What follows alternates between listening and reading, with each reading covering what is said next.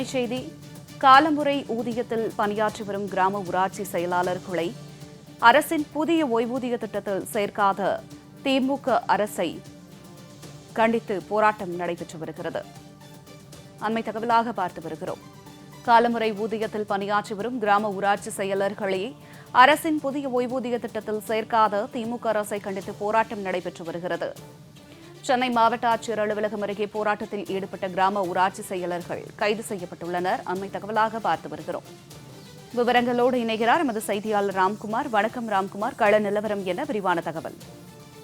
தமிழகம் முழுவதும் இருக்கக்கூடிய ஊராட்சி செயலாளர்கள் 10,000க்கும் மேற்பட்டோர் பணிபுரிந்து வருகிறார்கள். அவர்களுக்கு தற்போது தமிழக அரசு அறிவித்துள்ள ஓய்வூதிய திட்டத்தில் அவர்களை சேர்க்கவில்லை என வலியுறுத்தி கடந்த 3 தினங்களாக சென்னையை முற்றுகையிட்டு ஆர்ப்பாட்டத்தில் ஈடுபட்டு வருகிறார்கள். தமிழகம் முழுவதும் இருக்கக்கூடிய 12,538 ஊராட்சி செயலாளர்கள் பணிபுரிந்து வருகிறார்கள்.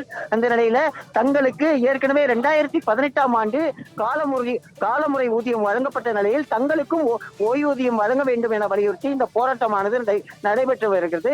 3வது நாளாக நடைபெற்று இந்த மாவட்ட ஆட்சியர் அலுவலகம் அருகே நடைபெற்று வரும் இந்த போராட்டத்தில் கிட்டத்தட்ட 2000க்கும் மேற்பட்ட ஊராட்சி செயலாளர்கள் பங்கேற்றிருக்கிறார்கள். தற்போது காவல்துறையினர் அவர்களை குண்டுக்கட்டாக கைது செய்து வாகனங்களில் ஏற்றும் நடவடிக்கைகளில் ஈடுபட்டு வருகிறார்கள். இவர்களது நியாயமான கோரிக்கையான உறுதியளிக்கப்பட்ட ஓய்வூதிய திட்டத்தில் தங்களை சேர்க்க வேண்டும், அதே போல ஏற்கனவே ஓய்வு பெற்ற ஊராட்சி செயலாளர்களுக்கு ஓய்வூதியம் வழங்க வேண்டும் என இந்த இரண்டு கோரிக்கைகளை வலியுறுத்தி தான் இந்த போராட்டமானது நடைபெற்று வருகிறது.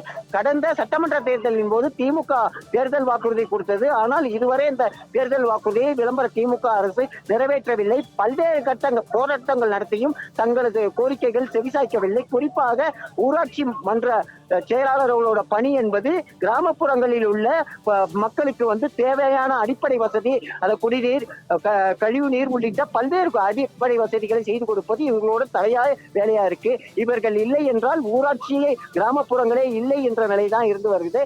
தங்களுக்கு தேவையான வாக்குறுதி கொடுத்த வாக்குறுதியை நிறைவேற்ற வலியுறுத்தி நியாயமான கோரிக்கை வலியுறுத்தி இந்த போராட்டம் நடைபெற்று வந்தாலும் இந்த விளம்பர திமுக அரசு தொடர்ச்சியாக காவல்துறையை வைத்து அவர்களை கைது செய்யும் நடவடிக்கைகளில் ஈடுபட்டு வருகிறார்கள். தற்போது 2000க்கும் மேற்பட்ட பெண் ஊராட்சி செயலாளர்கள் மற்றும் ஆண்கள் உள்ளிட்டோர் 2000க்கும் மேற்பட்டோர் கைது செய்யப்பட்டு வருகிறார்கள். தங்களை எத்தனை முறை கைது செய்தாலும் தங்களது கோரிக்கை நிறைவேறும் வரை இந்த போராட்டம் தொடரும் என தெரிவித்திருக்கிறார்கள். குறிப்பாக ஊராட்சி செயலாளர்களுக்கு ஓய்வூதியம் வழங்குவது குறித்து அரசாணை வெளியிட்டால் மட்டுமே சென்னையை விட்டு நாங்கள் எங்கள் பகுதிக்கு செல்வோம் என தெரிவித்திருக்கிறார்கள். தற்போது மாவட்ட ஆட்சியர் அலுவலகம் அருகே நூற்றுக்கணக்கான போலீசார் குவிக்கப்பட்டு போராட்டத்தில் ஈடுபட்ட ஊராட்சி செயலாளர்களை கைது செய்யும் நடவடிக்கைகளில் ஈடுபட்டு வருகிறார்கள்.